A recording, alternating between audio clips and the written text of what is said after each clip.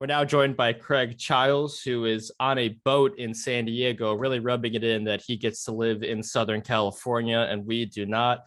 Kraig, how's it going, man? It's going great. Yeah. Couldn't be better out here. Nice weather and enjoying the day on the boat. So Kraig obviously won the MASL title a couple of months, well, just last month in May with the San Diego Stalkers. It's been a fun bit of research for me the last week or so since we put out the article to look into your career a little bit more. And when I first read the article, I said, oh, this Kraig Chiles guy sounds pretty cool.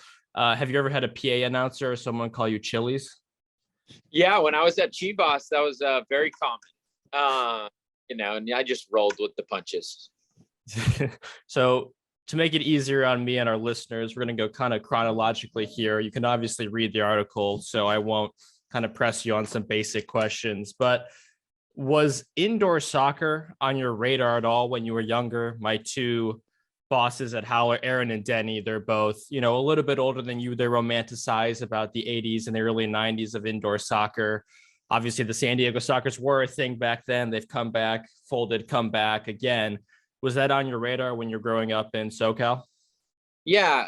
Growing up in San Diego, I played, for fun or recreationally at local arenas. And when I was in high school, the San Diego Stalkers were still around, and I was lucky enough to be able to go to some of those games, both probably in middle school and high school. So I was very familiar with the Stalkers and knew about professional indoor soccer, but didn't actually put it all together, that early. So when you were a young kid in San Diego, you were obviously damn good. You went on D1. But before you went to college, I was reading in the story that you and the San Diego district and SoCal Olympic development team traveled to France, and then you went door to door fundraising to try to help you get there. What was your sales pitch to families when you're knocking on their door? Oh, honestly, I was the worst. And, my dad helped guide me through it. And we went to all of the local businesses that we go to on a week to week basis, like the haircut place where all of our family goes and the donut store around the corner. And oh, my pitch was really bad. I used to bring my little brother in there, who's a little bit more of a social butterfly than I, and it didn't go well. There were a couple places I think we never went back after that. So that was tough. So let's fast forward a bit. You are at San Diego State freshman year. You play every game, not starting all of them, but you break your foot sophomore year. And then after that, you kind of take off. And eventually you get drafted in the supplemental draft early on to Chivas USA. Your head coach is a man many are familiar with, Preki, who's quite an indoor soccer legend, a USA soccer legend himself. What were your impressions of him and your relationship with him your first year there? It's a different dynamic. A professional coach in particular on that staff, it seemed like he was, from the outside looking into the group a lot. We dealt a lot on a day-to-day basis with Makovich, the assistant coach, and some of the veterans in there kind of really communicated a lot with the rookies and helped guide us through the process. But, for the most part, Preki was, keeping a close eye on what's happening and watching from a little bit of a distance. And I think keeping that, hard-nosed head coach feel, just to keep that group motivated and chomping at the bit. So in the article, Preki has a infamous quote that says, "You're too fat." And in the article, I had my girlfriend read it as well. And she's like, he went from 200 pounds to 171 in 6 weeks. I mean, you should run a commercial. What was your secret? Honestly, I dieted super hard, and in the area where I was raised is heavy wrestler culture. And I had wrestled a lot, and I knew a fair amount about cutting weight. And the truth was, by the time I weighed in, I was at 171, but probably by the next day I had put another 5 to 6 pounds of water weight and normal food and nutrients. And so, I went in there on probably a 24-hour, fast followed by 3 weeks of epic dieting. So, I took the mayo out of my sandwiches, and that was the magic token. You talked about the veterans having a big role at Chivas USA. You had a crossover with Jesse Marsh, who you called the most intelligent and competitive soccer mind you have ever worked with. Can you maybe give a story, a little bit of your insight of your 1 year crossover with Marsh?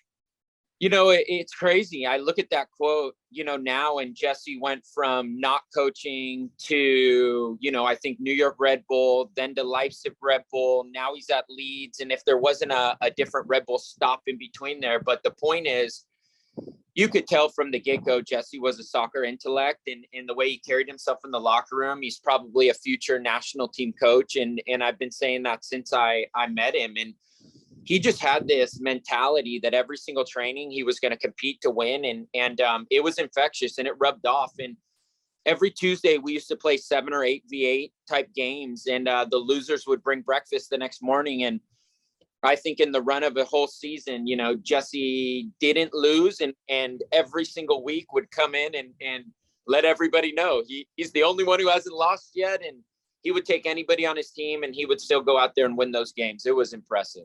So after your opening season MLS, it's kind of a breaking point for you, or a turning point where they want to loan you out to a lower league side. And if you're listening, their old leagues in 2008 and 2009 aren't quite what they are now. USL's well established, but in 08 and 09, they want you to go to the East Coast, and you're kind of on the fence about it. And eventually you say no. Is that a tough call for you to make? Yeah, it was, and at the same time, I didn't put too much thought into it. If I would have had a legitimate offer on the table with, black and white concrete, we want you out here, we see you in the starting lineup, here's your offer, why don't you come out and make a run of it, it would have been a little bit of a different story, but the most of the conversations are, hey, come on out and we'll give you a look, and from there we'll discuss and negotiate contracts and stuff like that. And so I just didn't feel overly desired at the time. I also didn't have much faith that that Chivas coaching staff was putting me in a situation that was best for me. It was almost like easy for them to release me, put it in somebody else's pocket, and have them deal with it. And so, I didn't over analyze it. And I just thought, hey, if the coach really wanted me, they'll call me and they'll make it appealing enough to get on an airplane. And that just wasn't the case. So after your stint in MLS, you kind of find the indoor game without playing with the San Diego Stalkers first. You obviously live in Southern California in San Diego, and you were playing at facilities like the Water Tower. You would show up and just play with any random team. Like, if I'm getting off a day at work and I have to play you, I'm kind of pissed. Was there people there that are like, what are you doing, man? Are you just, why are you showing up and showing everybody up? Yeah, totally. And honestly, I didn't care. And I would just play my game and do my thing. And I had some buddies that used to come with me. And, for every person that had an issue with it, there were 10 that were happy to share the field with you. And so I tell some of my youth players, and I use this as an example, if I would have showed up to the Water Tower as a retired Major League Soccer player, and I don't play hard, and I don't perform, and I don't bury the generic dad out there, then you leave and people think, oh, he's not that good, or the MLS isn't that good, or the San Diego Stalkers aren't that good. So I always made it a point when I went out there to compete and play hard and play my game. And but at the same time, I wasn't an absolute savage about it all the time. I recognized when the games were competitive and when the games were not, and did my best to kind of share the love. But it's important every time you go on the field to play hard. And sometimes you pick up more injuries when you're tippy-toeing around the field, just trying to stay out of trouble. So is that how the San Diego Stalkers found out about you? They were seeing this guy just dominate local rec games and said, hey, let's give him a shot with us? No, not necessarily. I had, a lot of relationships with a lot of the guys that were helping us start that franchise. And a lot of them were Nomads guys, and a couple were, multiple ages above me. And a few of them, like Diego and Scotty, were just one age above me. So it would, the soccer community in San Diego and probably across the country in each little bubble is pretty small. And they all knew, oh, there's an MLS kid who came back and we know him. He's a local kid who played for Nomads where we played. And so just kind of word spread there. And that's, I think, how they ended up contacting me and reaching out. First couple of years, obviously almost as successful as you can get. Did you think this was just going to be a stop and that you were going to eye towards back professional outdoor soccer? Or was it, hey, I'm here for the long haul from the beginning? In the beginning, I really took it year to year. I had a lot of really good mentors helping me in the game. And I had a really successful first year, winning the championship and doing it in front of all my friends and family and scoring, 35 plus goals as a rookie. I just thought, holy cow, maybe this is the best fit for me. And year after year, I never really looked at an exit plan. There were opportunities I got to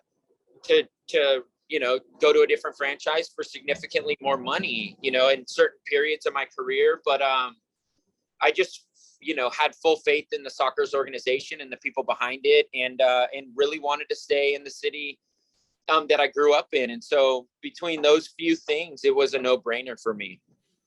Do you like being the face of the league? I know you're a humble guy and you kind of, many soccer fans in the United States don't know who you are, but for the MASL, you're a huge deal. Do you like being the face of the league?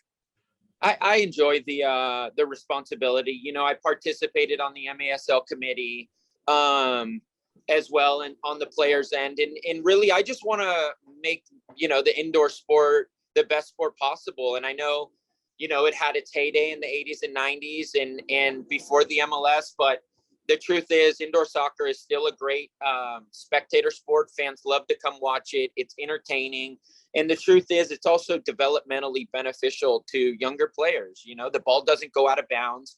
It's consistent action up and down the field. There's no restarts or time wasted on goal kicks and resetting the play. And so in every element, I enjoy indoor soccer. I like, advocating for the sport. And if, being a role model or poster boy is part of it, then I'm okay with doing that.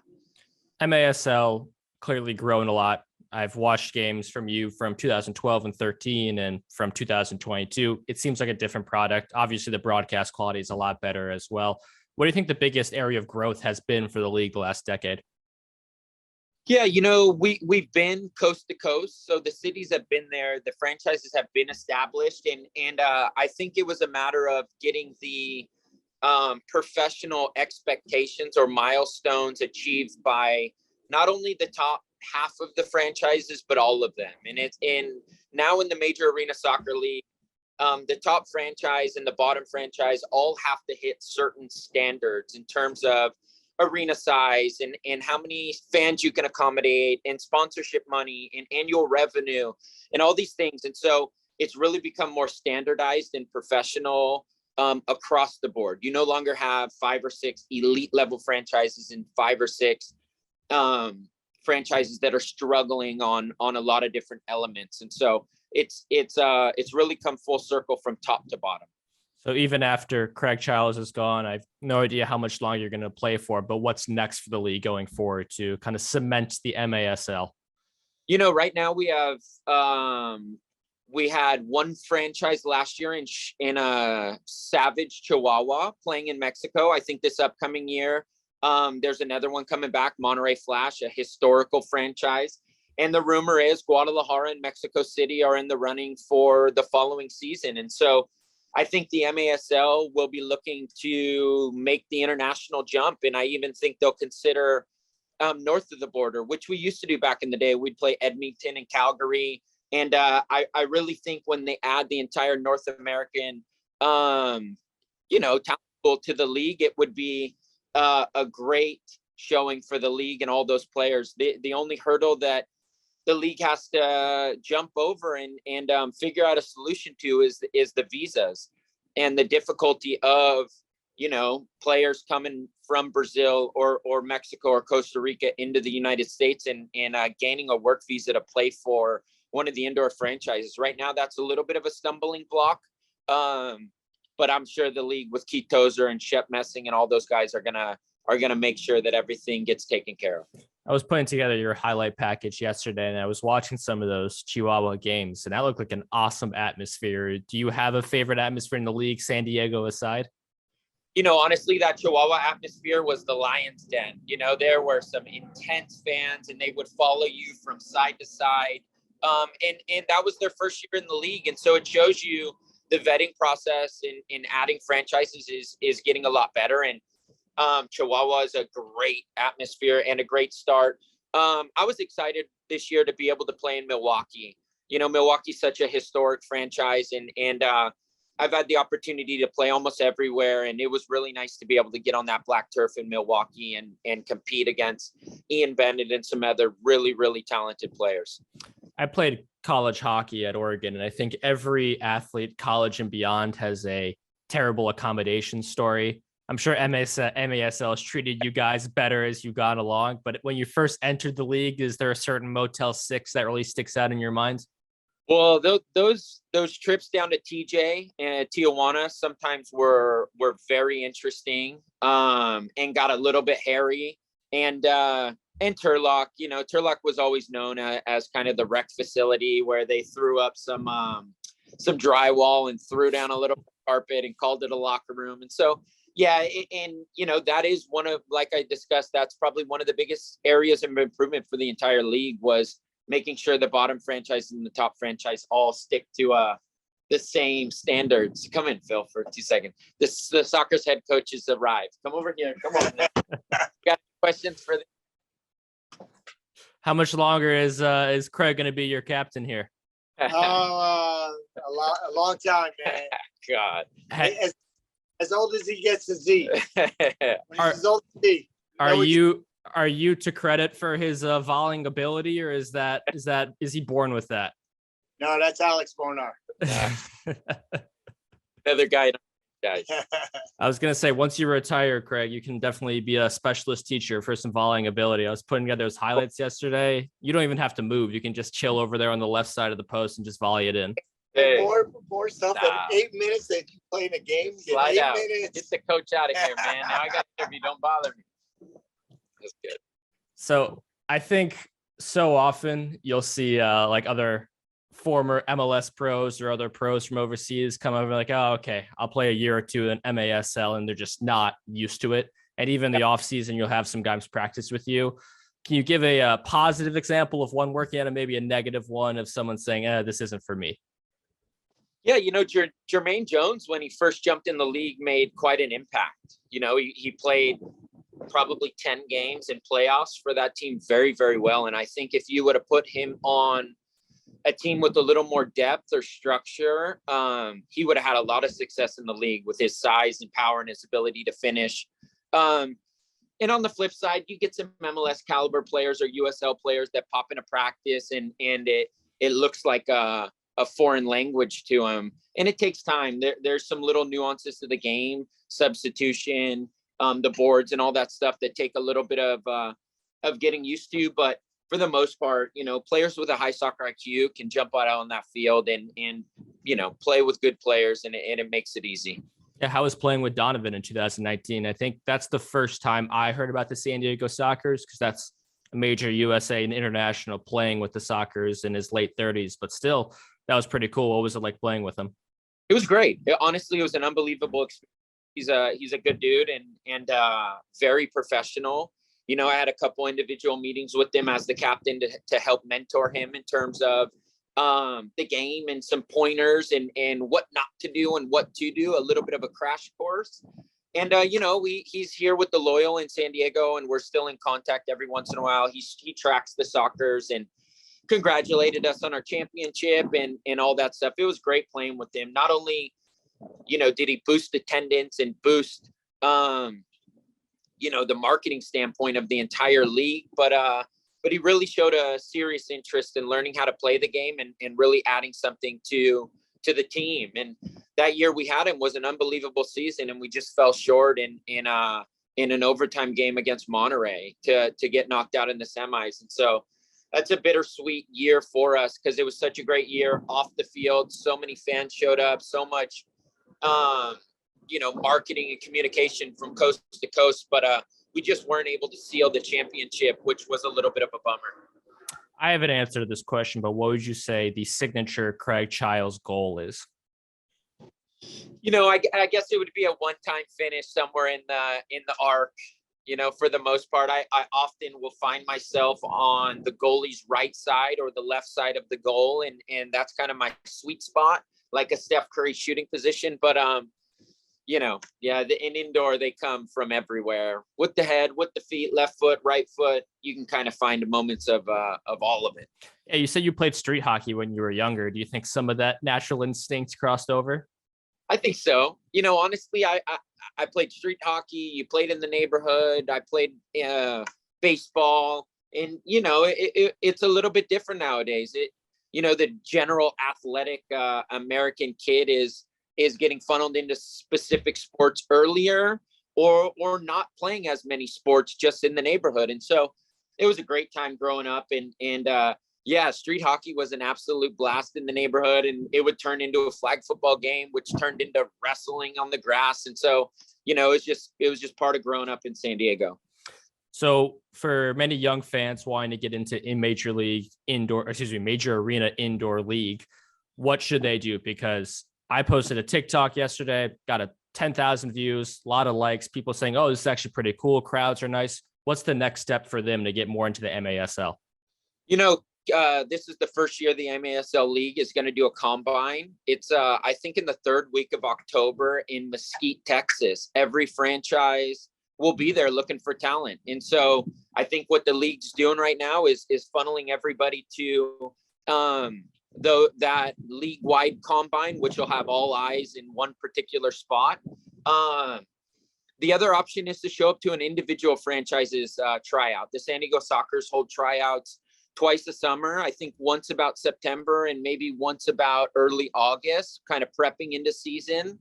And Chris Toth, he came from an open tryout, and now he's a 10-year veteran goalkeeper, won goalie of the year 2 or 3 times. So it's not unheard of to get into those kind of situations. So each team will have their own tryout, but the entire league will have a combine this year. That'll be a really good opportunity to gain exposure. And where can people watch your games next season? I believe they're still going to be on either Twitch or YouTube. Those were where they were live streamed last year. I know they're working on national TV deals and stuff like that. And so YouTube was very accessible, and Twitch honestly grew on a lot of us and became a really cool platform that not many of us knew much about prior. Well, Kraig, thanks for taking the time. Enjoy sunny, beautiful San Diego as it is year round. I'm very jealous of your boat here in my studio apartment, but I'm glad Howler could bring some recognition to your incredible career. Sweet. I appreciate it. Thank you guys so much. Thanks, Kraig. Bye. Hungry for more of Kraig Chiles? Read the entire story of his career journey on whatahowler.com for free right now. Hope to see you over there.